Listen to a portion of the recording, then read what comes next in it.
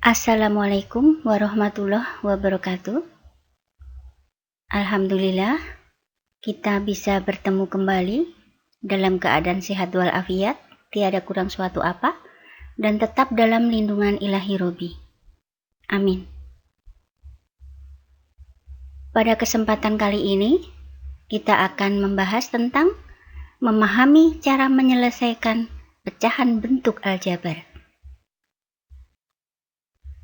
Tetapi sebelum itu, silahkan tekan tombol subscribe, like, dan komen dalam kolom komentar.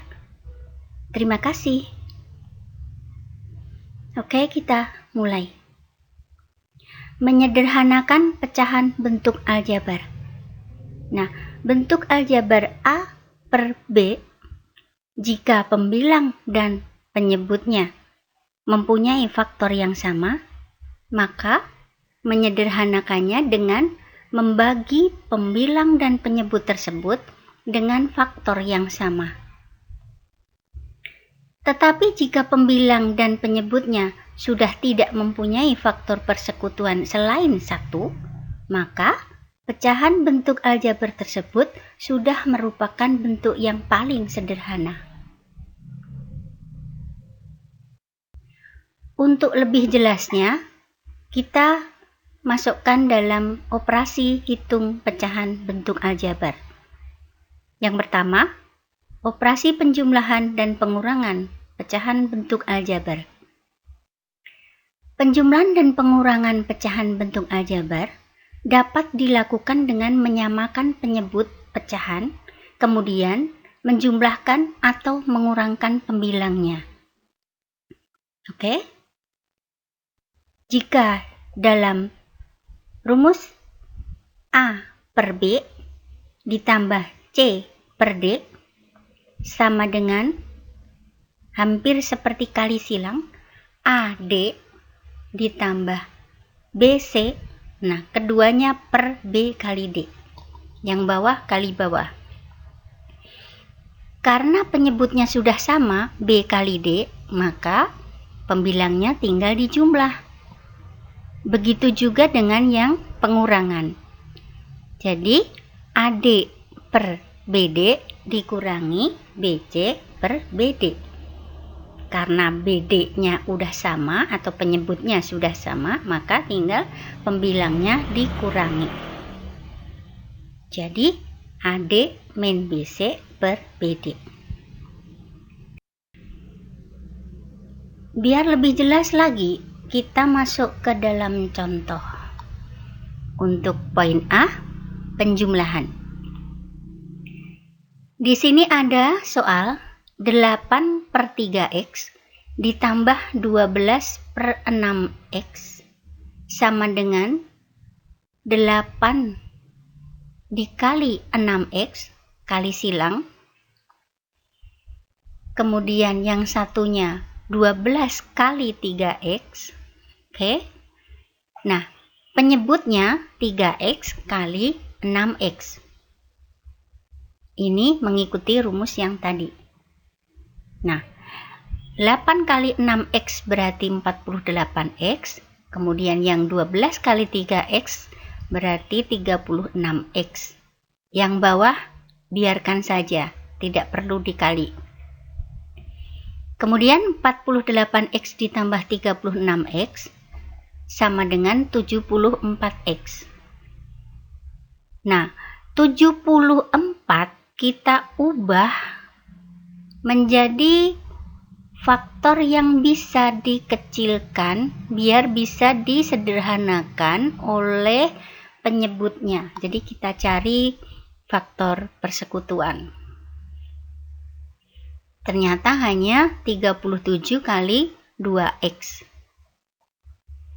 Nah, yang bawah 6-nya kita faktorkan menjadi 3 kali 2x. Nah, karena yang atas ada 2x dan bawah ada 2x, maka bisa dicoret. Jadi tinggal 37 per 3x kali 3 atau 37 per 9x. Nah, karena pembilang dan penyebutnya sudah tidak bisa difaktorkan lagi, jadi faktornya hanya 1, udah berarti sudah selesai, sudah sederhana. Oke, paham ya? Kemudian kita lanjut poin B, itu contoh pengurangan. Di sini soalnya adalah 9/4x dikurangi 14/6x sama kali silang 9 kali 6x yang 14 dikali 4x. Penyebutnya yang bawah semuanya dua-duanya 4x kali 6x.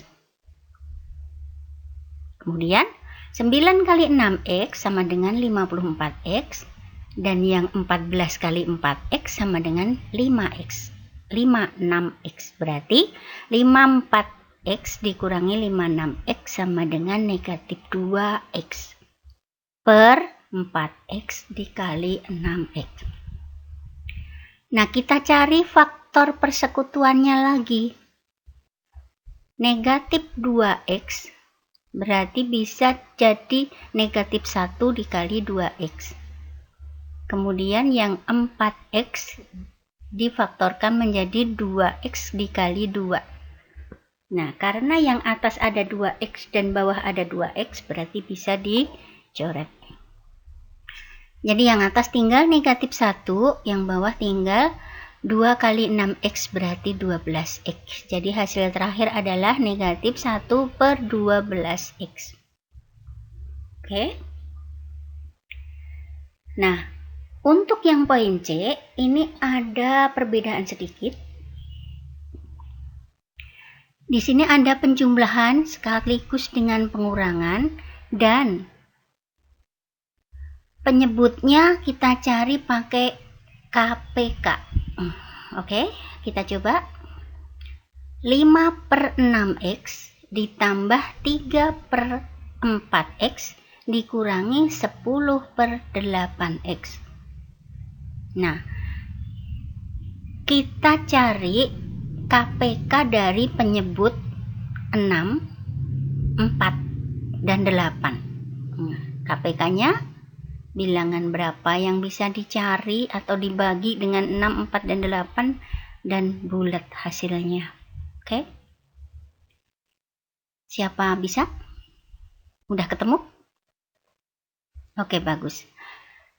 KPK dari 6, 4, dan 8 itu adalah 24. Nah, berarti KPK 24x. Jadi yang atas tinggal 24x dibagi 6x, itu adalah 4 dikali dengan 5 pembilangnya. Oke, yang tengah. 24x dibagi 4x ada 6 dikali dengan 3 pembilangnya. Kemudian yang terakhir, 24x dibagi 8x ada 3 dikali dengan pembilangnya 10. Oke. 4 kali 5 berarti 20, 6 kali 3 18, 3 kali 10 berarti 30. Berarti 20 ditambah 18 dikurangi 30/24x. Karena KPK-nya sudah sama semua 24x. Berarti pembilang tinggal menjumlah atau mengurangi. Oke, hasilnya 8/24x. Kita cari faktornya. 8 itu berarti 8 kali 1.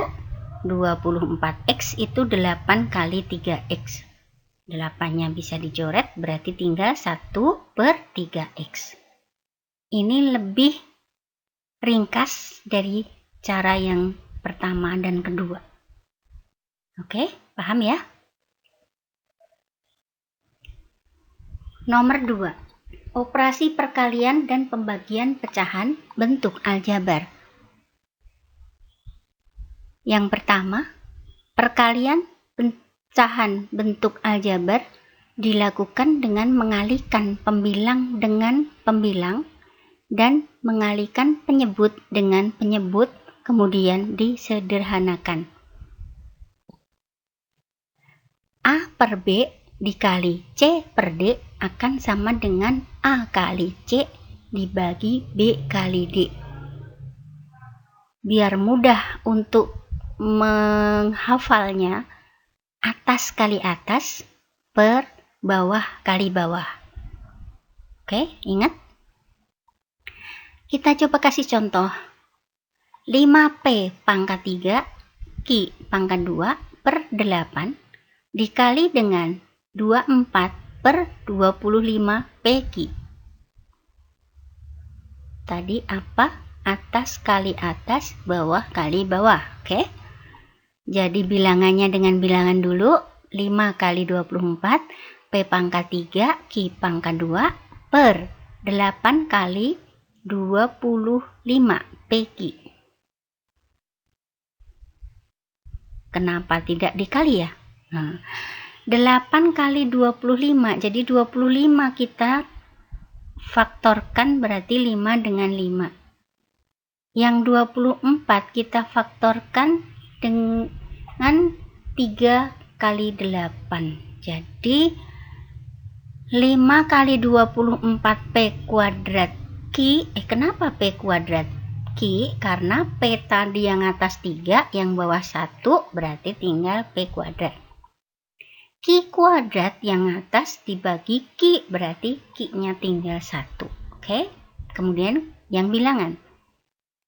5 kali 3 kali 8 P kuadrat Q per 8 kali 5 kali 5.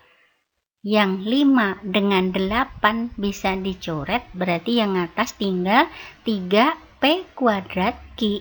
Yang bawah tinggal 5. Berarti 3 P kuadrat Q per 5. Oke ya, paham? Kita lanjut.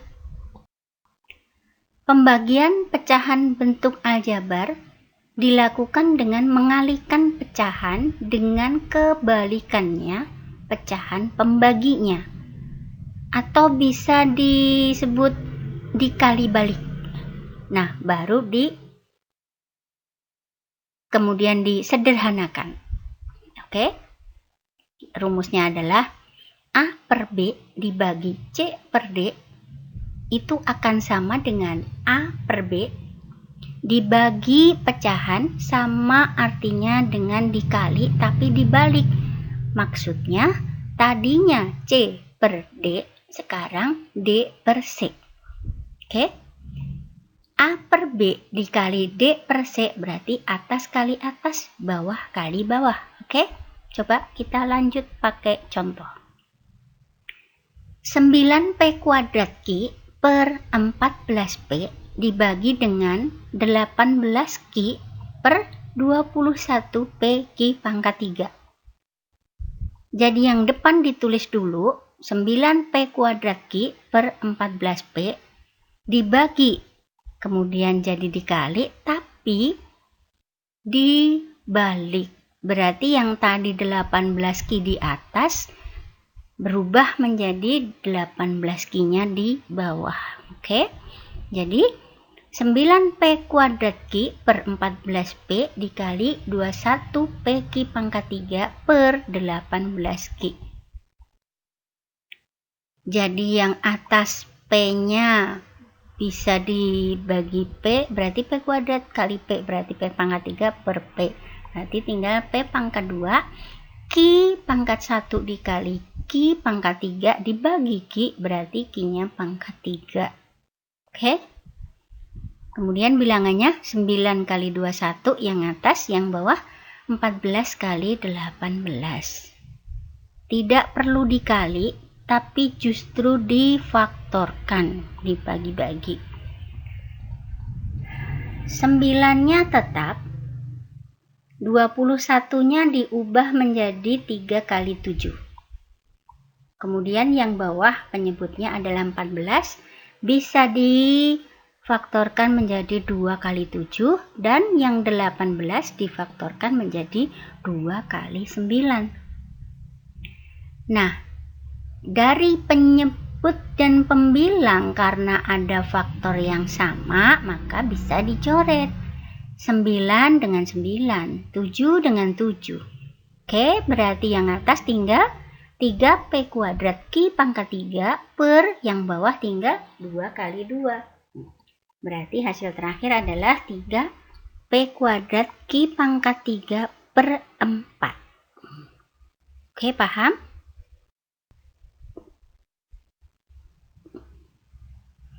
Untuk yang ketiga, perpangkatan dan penarikan akar pecahan bentuk aljabar. Perpangkatan dan penarikan akar pecahan bentuk aljabar dilakukan dengan cara memangkatkan atau menarik akar pembilang dan penyebut sendiri-sendiri. Contohnya, untuk yang perpangkatan, A per B dipangkatkan dengan N akan sama dengan A pangkat N per B pangkat N. Oke? Contohnya 5 per 7 pangkat 6, berarti 5 pangkat 6 per 7 pangkat 6. Oke? Nomor B, penarikan akar. Akar A per B akan sama dengan akar A per akar B. Oke ya.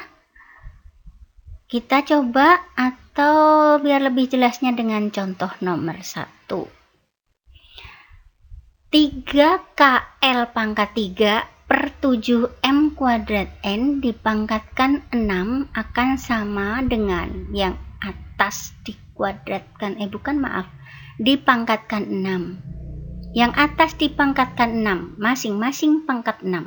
Oke, berarti 3 pangkat 6, K pangkat 6, L pangkat 3 dipangkatkan menjadi 6. Berarti L-nya pangkat 3 kali 6. Berarti L pangkat 18. Kemudian yang penyebut 7M kuadrat N dipangkatkan 6 berarti menjadi 7 pangkat 6.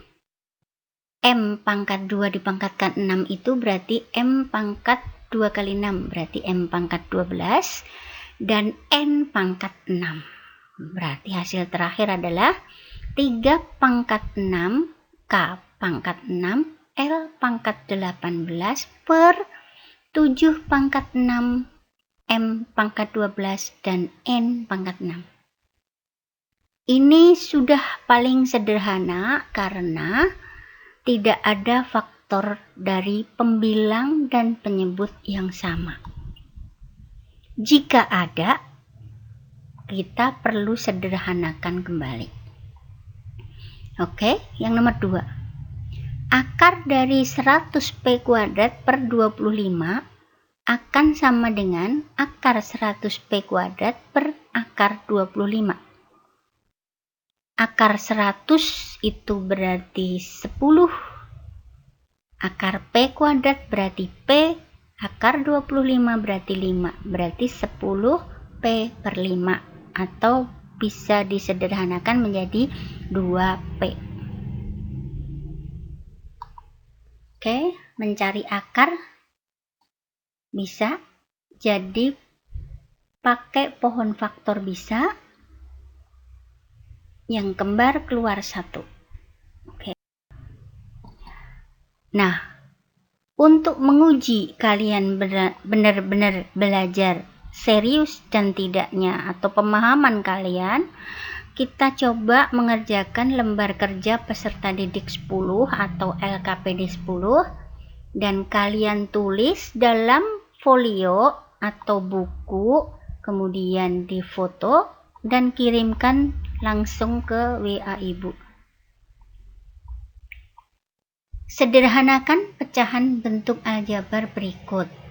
Nomor 1, 6 per 5X ditambah 12 per 4X. Sudah ada contohnya di depan.